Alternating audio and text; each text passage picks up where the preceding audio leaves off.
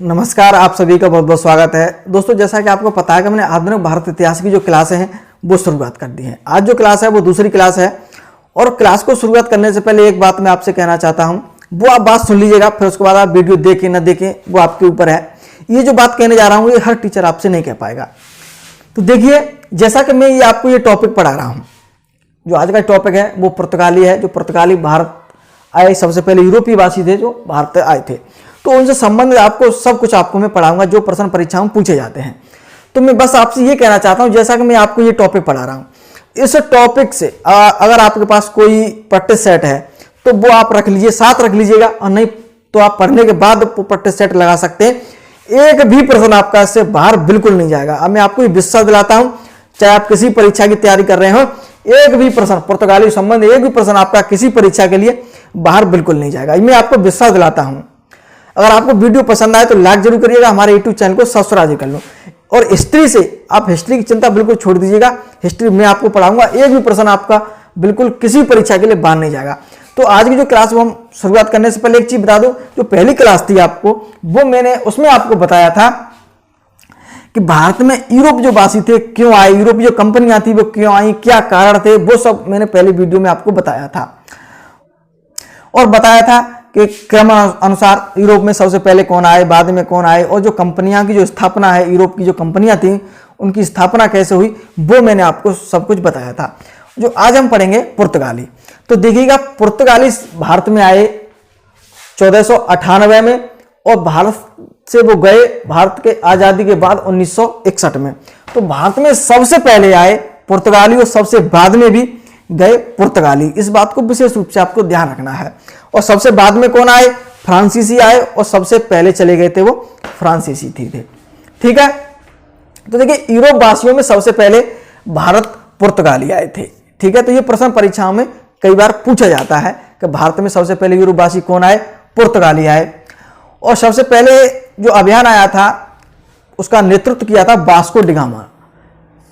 उसका क्या नाम था? जो व्यक्ति पहले पुर्तगाली आया भारत में उसका नाम था वास्को डी गामा, उसके नेतृत्व में आया था। और ये भारत में पहुंचा था कालीकट। भारत में कहां पहुंचा थी? कालीकट बंदरगाह पर पहुंचा था, केरल राज्य के कालीकट बंदरगाह पर, और उस स्थान का नाम था। और कालीकट बंदरगाह के बाद, और अगर हम उस स्थान की बात करें जिस स्थान पर वो पहुंचा था कालीकट बंदरगाह में, उस स्थान का नाम था कप्पक डाबू। ठीक है, इस बात को विशेष रूप से ध्यान रखना है। और वो किसकी सहायता से पहुंचा था? वो किसकी सहायता से पहुंचा था, ये प्रश्न परीक्षा में पूछा जाता है। अब्दुल मजीद था, जो गुजराती था, पथ प्रदर्शक था। उसकी सहायता से वो उत्तर भाषा अंतरिक्ष का चक्कर काट करके और भारत में वो पहुंचा था केरल पर, और केरल में कालीकट बंदरगाह, और स्थान की हम बात करेंगे तो कप्पक डाबू। जब वो केरल पहुंचा था, उसका जो स्वागत किया था हिंदू राजा थे जमोरन, उसकी एक पैतृक उपाधि हुआ करती थी, जमोरन ने उसका स्वागत किया। परीक्षा में प्रश्न पूछेगा कि वास्को डी गामा का किसने स्वागत किया? हिंदू राजा ने, तो वो किया था आपका जमोरन ने। और वास्को डी गामा कब पहुंचा? 1498 में पहुंचा। डेट की बात करेंगे तो 17 मई 1498 में पहुंचा था। जब देखिए, मैंने वो ही सिर्फ डाटा इकट्ठा किया जो प्रश्न परीक्षा में पूछे जाता है। आलतू फालतू मैं आपको अपनी वीडियो में बिल्कुल भी नहीं पढ़ाऊंगा, और ना मैं आपसे फालतू बातें कर पाऊंगा। ठीक है, तो मैं आपको सिर्फ पढ़ाने आया हूं और पढ़ाने की बात करूंगा। देखिए, जब वो वास्को डी गामा भारत आया तो यहां से वो मसाले ले गया, जड़ी बूटियां ले गया। जब वो पहुंचा था पुर्तगाल, तो उससे क्या हुआ, जो उसने जो चीजें ले गया था, मसाले, जड़ी बूटियां, उन्होंने ये बेची, व्यापार किया, तो उसे 60 गुना लाभ प्राप्त हुआ उस जड़ी बूटियों से, उन मसालों से। तो ये प्रश्न भी परीक्षा में पूछा था कि पुर्तगाल को जो यहां से व्यापार करके ले गया था भारत से, तो उसे कितना लाभ प्राप्त हुआ, उसे उन चीजों से 60 गुना लाभ प्राप्त हुआ था। खर्चा व्यय निकाल करके जो उसका आया भारत और गया, उसमें जो खर्चा हुआ था वो सब उसने निकाल करके उसे 60 गुना लाभ प्राप्त हुआ था। और उस समय पुर्तगाली की राजधानी है लिस्बन। लिस्बन क्या है? यूरोपीय वाणिज्य का वो केंद्र बन गई। और पुर्तगाली जो शासक था मनुएल फर्स्ट, उसे वाणिज्य के प्रधान की उपाधि प्रदान की गई थी। देखिएगा, आगे हम बात करेंगे 1500 ईस्वी में। 1500 ईस्वी में दूसरा जो अभियान आया था भारत पुर्तगाल से, वो नेतृत्व में आया था पेड्रो अल्वारेज के नेतृत्व में आया था। किसके नेतृत्व में आया? यही प्रश्न परीक्षा में पूछा जाता है कि दूसरा पुर्तगाली अभियान किसके नेतृत्व में आया था? Pedro Alvarez. और कब आया था? 1500 ईस्वी में आया था, ध्यान रखना है। देखिए इसने क्या किया, पेड्रो अल्वारेज ने कि जो अरबी जहाज था, जैसा कि मैंने पहले वीडियो में बताया था कि एशिया में जो व्यापारी थे, अरब व्यापारी थे, उनका प्रभुत्व था, तो उसने अरबी जहाज को पकड़ के जमोरन को एक भेंट किया था। ठीक है। 1502 में वास्को डी गामा भारत फिर आया है।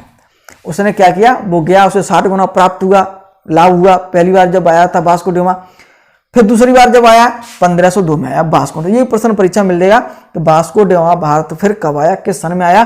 1502 में आया। तो देखिएगा यहां तक ये बात हो गई। अब हम बात करेंगे 1503 फैक्ट्री से प्रश्न परीक्षा, कई बार परीक्षा प्रश्न मिल जाते हैं कि 1503 में प्रथम फैक्ट्री कोचीन में खोली। पुर्तगालियों ने सबसे पहली फैक्ट्री कहां खोली? कोचीन में।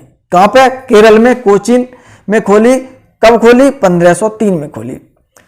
याद रखिएगा, पुर्तगालियों ने सबसे पहली प्रथम फैक्ट्री कहां खोली? कोचीन में खोली। कब खोली? 1503 में खोली। दूसरी फैक्ट्री से प्रश्न परीक्षा मिल जाएगा आपको, तो वो खोलिए 1505 में। स्थान का नाम है कन्नूर। द्वितीय फैक्ट्री कहां? कन्नूर में खोली है 1505 में, केरल में। तो ये जो प्रश्न है वो इस प्रकार आपको मिलेंगे शुरुआत में पुर्तगालियों से। फिर देखिए क्या हुआ, जब वो पुर्तगाली भारत आए तो उनका जो प्रभुत्व है वो बढ़ने लगा हिंद महासागर पर। उन्होंने क्या, ज्यादातर उस पर अधिकार कर लिया। फिर क्या हुआ, उन्होंने भारत का प्रथम पुर्तगाली गवर्नर किसे बनाया? फ्रांसिस डी अल्मीडा को, जिनका कार्यकाल रहा था 1505 से लेकर 1509 ईस्वी तक। ये प्रश्न परीक्षा में मिल जाएगा आपको कि भारत का प्रथम पुर्तगाली गवर्नर कौन था? तो वो था फ्रांसिस डी अल्मीडा। कब बनाया? 1505 में बनाया गया था। तो ये भारत आया तो इसने क्या किया, पुर्तगाली दुर्ग बनाए। उन्होंने क्या, भारत में क्या, पुर्तगाली दुर्ग बनाए। और हिंद महासागर व्यापार पर पुर्तगाली पूरा क्या, उन्होंने हिंद महासागर पर व्यापार के नियंत्रण स्थापित उन्होंने कर लिया। और उसने क्या, शांतपूर्वक व्यापार किया। किसने? फ्रांसिस डी अल्मीडा ने। तो एक प्रश्न परीक्षा में बहुत ज्यादा आपको मिल जाएगा, शांत जल की नीति किसने अपनाई? शांत जल की नीति किसने अपनाई? फ्रांसिस डी अल्मीडा, पुर्तगाली गवर्नर था। शांत जल की नीति, इसे ये ऐसे ही प्रश्न मिलेगा कि ब्लू वाटर पॉलिसी की नीति किसने अपनाई? तो वो था फ्रांसिस डी अल्मीडा। देखिएगा फ्रांसिस डी अल्मीडा था, उसे 1508 में गुजरात, मिस्र और तुर्की जो संयुक्त सेना थी उससे ये 1508 में इसका युद्ध हुआ और इसमें इसका पुत्र मारा गया था। तो जो फ्रांसिस डी अल्मीडा से इतने ही प्रश्न परीक्षा में पूछे जाते हैं। आगे हम पढ़ेंगे अल्फांसो डी अल्बुकर्क, जो पुर्तगाली गवर्नर था, जो 1509 में बना और जिसका कार्यकाल रहा है 1509 से लेकर 1515 ईस्वी तक। ये भारत में पुर्तगाली जो प्रभुत्व था उसका वास्तविक संस्थापक माना जाता है। और इसने क्या है, कोचीन को मुख्यालय बनाया। ये प्रश्न परीक्षा में आपको मिलेंगे कि कोचीन को मुख्यालय किसने बनाया? Alfonso de Albuquerque. वास्तविक संस्थापक किसे कहा जाता है? अल्फांसो डी अल्बुकर्क को कहा जाता है। अब देखिए इंपोर्टेंट क्वेश्चन कैसे पूछे। गोवा 1510 में बीजापुर के आदिल शाही सुल्तान से गोवा छीन लिया था। इसने क्या किया? अल्फांसो डी अल्बुकर्क ने कि बीजापुर के आदिल शाही के सुल्तान का अधीन गोवा हुआ करता था, तो गोवा उसने छीन लिया 1510 में। तो ये सन भी पूछी जाती है, किससे छीना? आदिल शाही सुल्तान से। ये भी प्रश्न परीक्षा में पूछा जाता है, तो ये ध्यान रखना 1510 में गोवा को इसने छीन लिया। आगे 1511 में इसने मलक्का पर भी अधिकार कर लिया। 1515 ईस्वी में फारस की खाड़ी के मुख्य जो हरमुज था, जो बंदरगाह था, उस पर भी उसने अधिकार कर लिया, लेकिन ये अदन पर अधिकार नहीं कर पाया था। अरमी यहाँ पे क्या है, यहाँ पे अदन है, पर वो अदन पर अधिकार नहीं कर पाया था। इसने क्या किया? अल्फांसो डी अल्बुकर्क ने क्या, स्थायी आबादी बसाना शुरुआत की थी भारत में। क्या इसने स्थायी आबादी बसाना शुरुआत की और भारतीय महिलाओं से शादी के लिए जो अपने साथ जो पुरुष आए थे अल्बुकर्क के साथ, जो यूरोपीय जो पुरुष थे, जो पुर्तगाली पुरुष थे, तो उन्होंने उन्हें प्रेरित किया कि वो भारतीय महिलाओं से शादी करें। और अपने क्षेत्र में सती प्रथा को उसने बंद कर दिया था। पहला ऐसा ये यूरोपीय था, गवर्नर था, जिसने अपने क्षेत्र में सती प्रथा को बंद कर दिया था। आगे इसमें 1515 में इसकी मृत्यु हो गई थी। एक प्रश्न परीक्षा में और पूछा जाता है इससे संबंधित कि भारतीयों को सेना में सबसे पहले भर्ती किसने किया था? तो वो किया था अल्फांसो डी अल्बुकर्क, पुर्तगाली ने। ठीक है, आगे देखिएगा एक प्रमुख और हुआ है गवर्नर पुर्तगाली, नीनो डी कुन्ना। इससे पहले और भी हुए हैं थोड़े थोड़े समय कार्य के लिए, लेकिन वो इंपॉर्टेंट है, उनसे प्रश्न परीक्षा में नहीं पूछे जाते हैं। जो प्रश्न परीक्षा में पूछे जाते हैं नीनो डी कुन्ना से। इसका जो कार्यकाल रहा था वो था 1529 से लेकर 1538 ईस्वी तक। ये प्रमुख पुर्तगाली गवर्नर था। तो इसने क्या किया, 1530 में कार्यालय कोचीन से गोवा ले गया। भाई अल्फांसो डी वल्बोक ने क्या किया, तो उसने कोचीन को मुख्यालय बनाया, इसने कोचीन से वो गोवा ले गया अपना जो कार्यालय था। और मद्रास के निकट इसने एक बस्ती बसाई थी, इसका नाम था सैंथोम बस्ती। ठीक है, सैंथोम जो थी उसने बस्ती बसाई थी, ये प्रश्न परीक्षा मिल जाएगा। और बंगाल में भी इसने स्थायी बस्तियां स्थापित की थी। 1934 में ईस्वी में क्या है, बेसिन और द्वीप पर अधिकार कर लिया। जो द्वीप था भारत में, जो द्वीप है एक केंद्र शासित प्रदेश, उस पर भी क्या है उसने अधिकार उस समय कर लिया था। द्वीप पर, बेसिन पर भी अधिकार कर लिया। लेकिन क्या बेसिन और द्वीप को लेकर के गुजरात के शासक थे बहादुर शाह, उससे ये झगड़ा हुआ था। लेकिन इनके बीच जो वार्ता हो रही थी वो समुद्री जहाज पर हो रही थी। लेकिन इसी समय क्या है, बहादुर शाह समुद्र में गिर गया और वो मर गया। आगे देखिएगा जो इंपॉर्टेंट है, 1529 में क्या है, दमन पर अधिकार कर लिया पुर्तगालियों ने। कब, 1559 में। ठीक है, दमन पर अधिकार कर लिया और उन्होंने भारत में अनेक बस्तियां बसाई पुर्तगालियों ने। कौन कौन सी बताएं, जैसे कि दीव में, दमन में, साष्टी, बसई और चोल, बम्बई और सैंथोम मद्रास के पास, और हुगली, सीलोन पर क्या उन्होंने क्या यहाँ पे बस्तियां बसाई थी। इंपॉर्टेंट है, देखिएगा पुर्तगाली सामुद्रिक साम्राज्य को, जो अपना सामुद्रिक साम्राज्य था उसे अस्तादो दा इंडिया कहते थे, या उसने अपना नाम दिया था। आगे देखिए एक इंपॉर्टेंट है, कार्टेज आर्मेडा काफिला व्यवस्था। इससे प्रश्न परीक्षा मिल जाएगा। जो कार्टेज आर्मेडा काफिला व्यवस्था थी एक कर व्यवस्था थी, जो देखिए उन्होंने पुर्तगालियों ने क्या किया, हिंद महासागर पर जो क्षेत्र उस पर अधिकार कर लिया था। लेकिन अन्य जो देशों के जहाँ से समुद्री जहाज निकलते थे व्यापार के लिए, तो वो उनसे क्या है व्यापार लेते थे। व्यापार कर जो था, कर वो कर लेते थे। उस कर को ही क्या उन्होंने व्यवस्था, उसका नाम दिया था कार्टेज आर्मेडा काफिला व्यवस्था। और देखिए जो पुर्तगाली थे वो सागर के स्वामी, अपने आप को क्या सागर के स्वामी कहते थे। ये भी प्रश्न परीक्षा मिल जाएगा कि सागर के स्वामी कौन कहते थे अपने आप को, तो पुर्तगाली कहते थे। आगे हम बात करेंगे पुर्तगाली प्रभुत्व का पतन कैसे हुआ। पतन देखिए कैसे हुआ कि अदन पर तुर्कियों का अधिकार हो गया जो इनके कब्जे में था। डचों ने, जो डच आए, फिर बाद में क्या है इनके बाद डच आए, फिर अंग्रेज आए, और जो डच थे उन्होंने बांटम के समीप, बांटम का जो युद्ध था वो डचों के बीच हुआ जिसमें पुर्तगाली पराजित हुए थे। और 1641 में डचों ने मलक्का जो दुर्ग था इनके पास, बहुत ही महत्वपूर्ण था, उसे डचों ने छीन लिया। 1658 में ईस्वी में डचों ने संपूर्ण श्रीलंका पर अधिकार कर लिया। और 1611 में सूरत के निकट स्वाली के समुद्र के तट पर अंग्रेजों ने पुर्तगालियों को पराजित कर दिया। और फारसी सेना ने हरमुज जो बंदरगाह था, बहुत ही इंपॉर्टेंट था इनके लिए, हरमुज पर क्या कब्जा कर लिया फारसी सेना ने।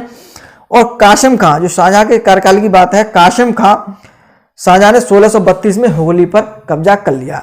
हो सकता है कि आपको ये नीचे नहीं दिखाई दे रहा होगा, लेकिन मैं आपको बोल रहा हूं, वो आप बस ध्यान रखिएगा। मराठों ने जो इनके पास जो बस्तियां थी मुख्य रूप से साष्टी, बसई पर क्या मराठों ने अधिकार कर लिया।